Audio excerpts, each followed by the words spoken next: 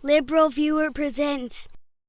So with heated post-election budget negotiations going on between Republicans and Democrats, it wasn't surprising to see Fox News run a story about wasteful government spending, though it was a little surprising that the story from Fox News anchor Chris Wallace, guest hosting on the program's Special Report, targeted the defense spending on a Christian question you can see described in this clip. As part of the fiscal cliff, there would be massive budget cuts of both domestic and defense programs, and maybe there's room for some cuts. We told you Thursday Senator Tom Coburn released an oversight report outlining what he believes is frivolous Pentagon spending. Entitled Department of Everything, Coburn's report found a Pentagon grant for development of a smartphone app that tracks when it's time for a coffee break, a planning workshop held last year, price tag $100,000, that included a session called Did Jesus Die for Klingons Too?,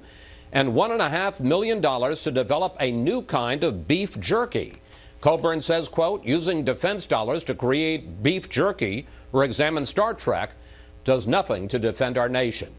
Now, as a longtime Star Trek fan, I wanted more facts on this Did Jesus Die for Klingons story, and a quick Google search first led me to a more journalistic text story from CNBC reporter Eamon Javers telling me in the first paragraph that the Christian Klingon seminar was part of a Defense Advanced Research Projects Agency-sponsored effort called the 100-Year Starship Initiative, advocating for human interstellar travel, something Fox News never mentioned, and with a little more digging, I actually found the agenda from that DARPA and NASA-sponsored conference, showing the $100,000 paid for dozens of seminars on human interstellar space travel, split into 7 different tracks including time-distance solutions, habitats and environmental science, biology and space medicine, as well as the philosophical and religious considerations track containing the Christian Klingon seminar. Now, maybe because I am a Star Trek fan, I don't think $100,000 is too much for the government to spend on a conference exploring interstellar space travel, and DARPA should get some credit for successful innovation given its major role in creating the internet, but